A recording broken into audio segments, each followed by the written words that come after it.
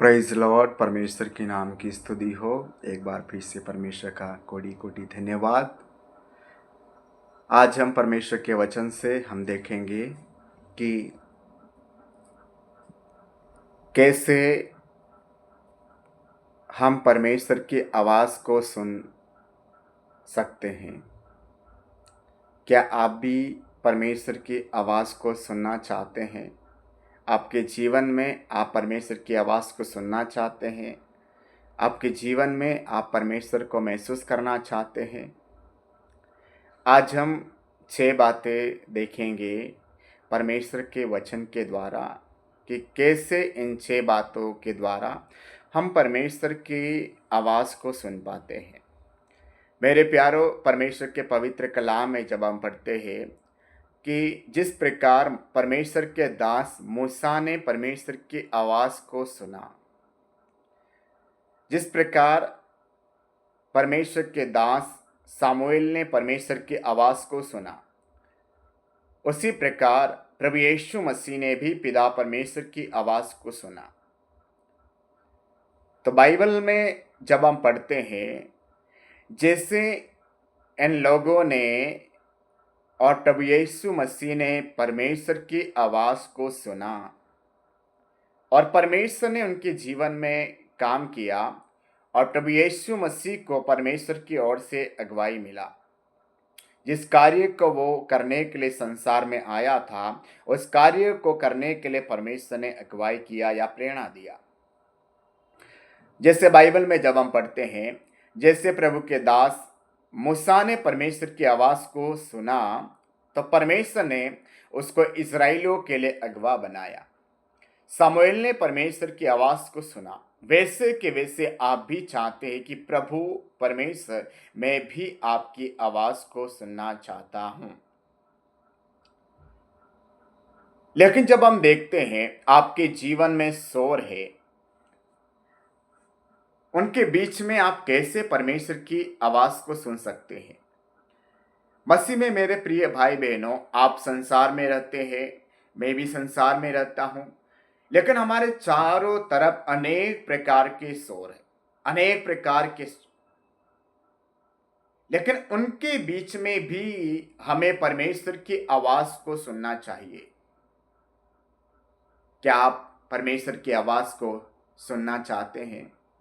सर्वप्रथम बात जब हम देखेंगे, अपने मन की नहीं वरन परमेश्वर की खोज करें। क्या आप अपनी नहीं, अपने मन की नहीं, लेकिन परमेश्वर की वचन की या परमेश्वर की बात को सुन पा रहे हैं? नीति वचन उसका 3 अध्याय उसके 5 वचन में लिखा है, तो अपनी समझ का सहारा न लेना वरन संपूर्ण मन से यहोवा के पर भरोसा रखना। यहां पर जब हम देखते हैं कि अपनी समझ का सहारा न लेना, लेकिन संपूर्ण मन से यहोवा के पर भरोसा रखना। उसके बाद यिर्मयाह की पुस्तक उसका 17 अध्याय उसका 9 वचन में पढ़ते, मन तो सबसे अधिक धोखा देने वाला है, उसमें असाध्य रोग लगा हुआ है। तो यहां पर इन दोनों वचन में जब हम देखते हैं कि मन धोखा दे सकता है, लेकिन परमेश्वर का वचन आपको कभी धोखा नहीं देगा। आपने परमेश्वर के पर भरोसा किया तो परमेश्वर का वचन आपको गाइड करेगा, आपको चलाएगा और आपको संसार में जो आवाज शोर है उसे बचाकर परमेश्वर की ओर जो आवाज, जो परमेश्वर पुकार रहा है या परमेश्वर आपसे कुछ कहना चाहता है, उसको सुनने के लिए परमेश्वर का वचन आपको मदद करेगा। तो यहां पर जब हम देखते हैं, मन सबसे अधिक धोखा दे सकता है, सबसे अधिक धोखा दे सकता है। जैसे मेरे प्यारों, मन के बारे में जब हम पढ़ते हैं, मन की रफ्तार के बारे में कोई भी नहीं जानता। जैसे कभी कहां पहुंच जाता है तो कभी कहां पहुंच जाता है। यही मन एक मनुष्य को धोखा दे सकता है, लेकिन परमेश्वर का वचन आपको कभी भी धोखा नहीं दे सकता। तो मेरे प्यारों, जब हम देखते हैं हम गलत करते लेकिन पछताते नहीं या पश्चाताप नहीं होता।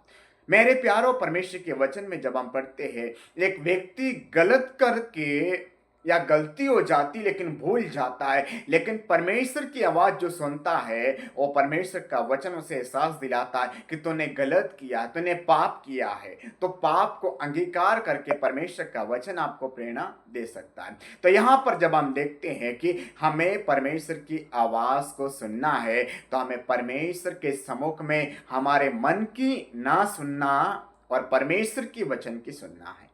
दूसरी बात, जब हम देखते हैं अपने पापों को मत छुपाओ, परमेश्वर की योजना को जानना है। परमेश्वर के कलाम में लिखा है अपने पापों को मत छुपाओ। उसके बारे में जब हम पढ़ते हैं नीति वचन का पुस्तक उसका 28 अध्याय उसका 13 वचन को हम लोग एक बार यहाँ पर पढ़ेंगे। जो अपने अपराध छिपा रखता है उसका कार्य सफल नहीं होता, परंतु जो उसको मान लेता है और छोड़ भी देता है उस पर दया किया जाएगी। हालेलुया। परमेश्वर का कितना एक सुंदर वचन है। यहाँ पर लिखा है जो छिपा रखता है उसका काम कभी सफल नहीं होगा, लेकिन जो उसको मान लेता है उसके पर क्या किया जाएगी? दया की जाएगी। तो परमेश्वर के सम्मुख में परमेश्वर की आवाज को आप सुनना चाहते हैं तो आपको पाप को छुपाने की आवश्यकता नहीं है। आपको पाप को मान लेना है, परमेश्वर के सम्मुख में प्रकट करना है। इसीलिए मेरे प्यारो, पापों को मत छुपाओ लेकिन पाप को मान लो, तभी आप परमेश्वर की आवाज को सुन पाएंगे। उसके बाद तीसरी बात जब हम देखते हैं, जल्दीबाजी हमें नहीं करना है। किसी की बात में या किसी भी बात में हमें जल्दीबाजी नहीं करना है। परमेश्वर के वचन में पढ़ते हैं धीरज धरो और विश्वास करो। धीरज का फल कैसा होता है? मीठा होता है। यह परमेश्वर का वचन हमें सिखाता है। तो मेरे प्यारो, हमें जल्दीबाजी नहीं करना है, हमें रुकना है, हमें ठहरना है। हमें परमेश्वर के सम्मुख में, जैसे आज इन दिनों में जब हम देखते हैं हम परमेश्वर के सम्मुख में हैं, हम परमेश्वर की आवाज़ को सुनना चाहते हैं, लेकिन लोग हमेशा जल्दीबाजी करते हैं। प्रार्थना करते हैं तो उत्तर भी जल्दीबाजी उनको चाहिए। लेकिन प्रभु के वचन में जब हम पढ़ते हैं हमें धीरज धरना है। आज सब कुछ उस मोबाइल की तरह लोग चाहते हैं, जैसे इंटरनेट चलता है, फोन चलता है, उसकी तरह सब चाहते हैं कि जैसे जैसे वीडियो एक के बाद एक आता जाए वैसे वैसे हमारे काम भी होते जाए। लेकिन प्रभु के कलाम में लिखा है कि धीरज धरो। लेकिन मेरे प्यारो, आज मैं आप लोगों के बीच में एक बात कहना चाहता हूं कि अगर आप सबसे अधिक फोन चलाते हैं, सबसे अधिक अपने कामों में व्यस्त रहते हैं, सबसे अधिक भागा दौड़ी में आप व्यस्त रहते हैं, तो आप कभी भी परमेश्वर की आवाज नहीं सुन पाएंगे। अगर परमेश्वर की आवाज को सुनना है तो हमारा फोन को हमें साइड में रखना है, हमारे कामों को हमें थोड़ा रुक कर करना है, परमेश्वर के वचन को उठाकर या लेकर उसे पढ़कर परमेश्वर के सम्मुख में प्रार्थना करना है। तभी तो प्रत्येक दिन आप परमेश्वर की आवाज को सुन पाएंगे। जैसे परमेश्वर के वचन में जब हम पढ़ते, जब उसको पढ़ते जाते हैं तो हमें नई नई बातों का हमें अनुभव भी होता है। उसके बाद हम चौथी बात जब हम देखते हैं, आत्मिक कान को खोलना है और शारीरिक कान को बंद करना है। तो ये कैसे हो सकता? हमारे पास तो दो ही कान है, ये आत्मिक कान कैसे हो? परमेश्वर के वचन में जब हम देखते हैं, हमें संसार की बातों को हमें नहीं सुनना, लेकिन आत्मिक बातें यानी कि परमेश्वर की बातों को सुनना है। जैसे आपकी संगति वैसा आपका काम, जैसे आपकी संगति वैसे आपकी बुद्धि, जैसे आपकी संगति वैसे आपका चलना, जैसे आपकी संगति वैसे की वैसे आपका बढ़ना। लेकिन प्रभु के कलाम से जब हम देखते हैं, आपकी संगति परमेश्वर के वचन के साथ, आपकी संगति एक प्रार्थनावादी जीवन के साथ होना चाहिए। अगर आपको परमेश्वर की आवाज़ सुनना है तो आपको आत्मिकता के साथ आगे बढ़ना है और आत्मिकता का कान आपको खोलकर रखना है। मेरे प्यारो, जब हम देखते हैं परमेश्वर के वचन के साथ या परमेश्वर के साथ आप अच्छी संगति करेंगे तो आप कभी नाश नहीं होंगे। लेकिन आप संसार की संगति करेंगे, आप मन की सुनकर चलेंगे तो मन तो आपको धोखा भी दे सकता है और संसार की संगति आपको नाश भी कर सकता है। तो आपको क्या करना है? परमेश्वर की वचन के साथ या परमेश्वर के साथ आपको संगति को बनाए रखना है। साथ ही साथ में कलीसिया के प्राचीनों के साथ आपको अच्छी संगति के साथ आपको आगे बढ़ना है। लेकिन संसार की बातों को आपको बिल्कुल भी संगति नहीं करना है, क्योंकि जब हम देखते हैं अच्छी संगति परमेश्वर के करीब ले जाएगी, लेकिन बुरी संगति आपको बिगाड़ देगी। तो सबसे अच्छी संगति है परमेश्वर का वचन और परमेश्वर के सम्मुख में बैठकर परमेश्वर से प्रार्थना करना। उसके बाद पांचवी बात यहां पर जब हम देखते हैं, डर को छोड़ना है और विश्वास को करना है। कैसे?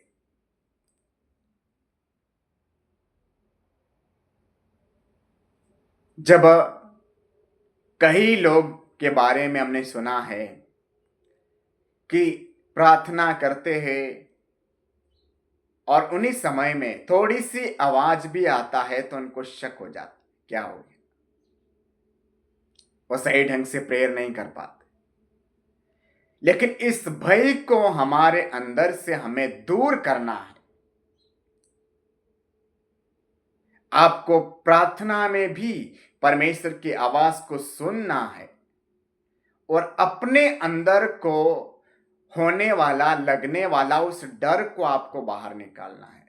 आपको उस भय को बाहर निकालना है जो अनेक बातों में हर समय आप भय खा जाते, उसको आपको दूर करना है और परमेश्वर की आवाज को आपको सुनना है। उसके साथ ही साथ में जब हम देखेंगे कि जैसे प्रभु यीशु मसीह ने क्षमा किया, वैसा के वैसा प्रभु यीशु मसीह आपको भी क्षमा करने के लिए कहता है। प्रभु का आखिरी शब्द भी था, हे पिता, ये नहीं जानती कि क्या कर रहे, लेकिन आप उन्हें क्या करें? क्षमा करें। इसीलिए प्रभु ने आखिरी संदेश भी दिया क्षमा करने के लिए। उसके बाद छठवीं बात यहां पर जब हम देखेंगे, गुस्सा करना छोड़ना है और कटुता करना को छोड़ना है। यहां पर जब हम देखते हैं हमें परमेश्वर की आवाज को सुनना है तो हमें अपने आप को बदलना है। हमारे अंदर परमेश्वर के प्रति जो बाइबल में लिखा है कि प्रेम करे, एक दूसरे के साथ प्रेम करे, परमेश्वर का प्रेम को प्रकट करे, परमेश्वर का प्रेम को अपने जीवन में लागू करे। आपको परमेश्वर की आवाज को सुनना है तो आपको क्या करना पड़ेगा?